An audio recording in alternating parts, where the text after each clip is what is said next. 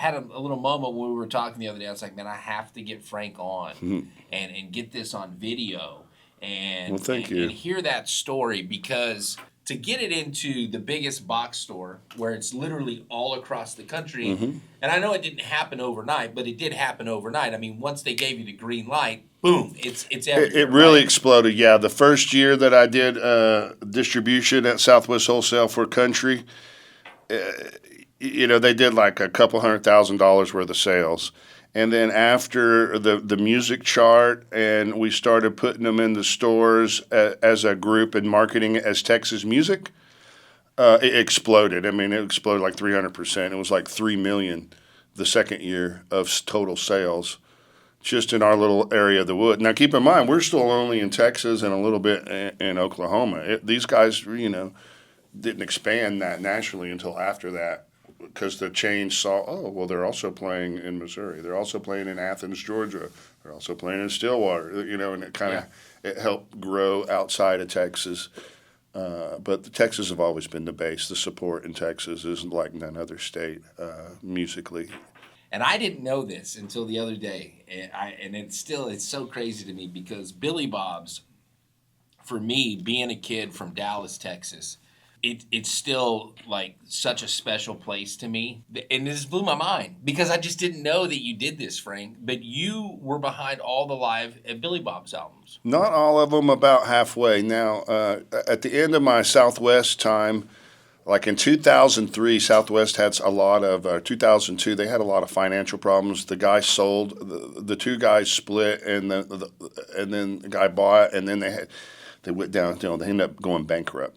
Southwest did. But before that, Rick Smith, who started live at Billy Bob's, would constantly, son, you need to come work for me, because I had all the bands that the roster everybody was distributing, and he wanted me to work. And then he started putting out Billy Bob's with Pat. And I was like, this guy's taking some of my albums away from me that I should be distributing, And I'm a kind of a loyal by heart, I don't really chase money. I think we're going to make money in life if we just apply ourselves and really work hard, not necessarily chasing more money because someone's offering it to you. And I never would go work for him. But then Southwest went out of business. I ended up going like 6 months after that. Kind of took a little break because I was kind of burned out from working so hard and so long. But I showed up at Southwest on a Friday, and they go, here's your last check. You better go to the bank and cash it. We're filing chapter 7, or when they're totally kaput, you're done. Yeah. The bank will be here Monday morning to lock everything, so get whatever you have personally and take it with you. But I was devastated. All these bands, Robert Keane, Pat, Corey, Ragweed, Jason Boland, you name them.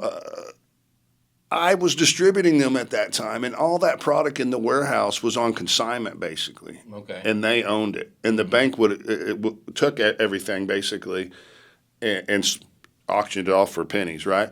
So on that Friday, I called everybody and got, over the weekend, I worked 40 hours in clearing out the warehouse, calling everybody.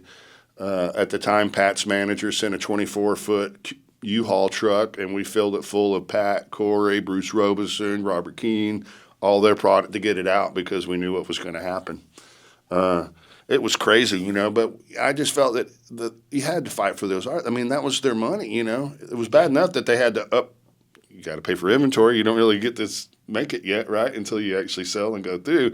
And then all the stuff that were new releases, a lot of those guys lost a lot of money in the bankruptcy because they never, Kevin Fowler, High on the Hog, had just come out like 2 or 3 months before that. So he got hosed and didn't get a penny from all those sales because the bank zapped it all, and, they didn't pay any payables or anything like that. They just took whatever money was there.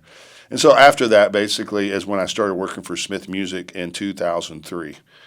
And the first show I worked was Billy Bob's for Willie Nelson. It was the first live at Billy Bob's that I did them. I didn't sign that. Rick did all that. But everyone basically after that, and then like in 2004 or 5, Rick Smith passed away at 47. He had a heart attack. And he was like, the cheerleader of everything. And, it was hard times for us for a while at Smith Music just to stay alive and keep going. But we kept fighting. And Billy Bob's has always been a great partner with us. We kind of helped them nationally by putting them on the stores. We had 100% Texas music, we called it. We had live at Billy Bob's Skids in Walmart and Sam's at one time with all the different live albums that we had, a collection of. So basically, just about every artist after Willie, I signed, basically, a one record deal with the artist to make, a Polaroid, basically, of drinking stories and Polaroids of the night. Live at Billy Bob's, it's basically a greatest hits live is what we always tried to go for. And that's where I learned from Billy Minnick, where he talked about catching people on the way up and the way down.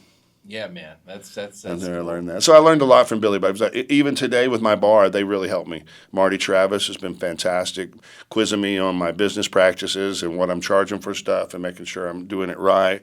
And they've really been awesome over the years. And to do some of those historic projects, they're on the wall forever.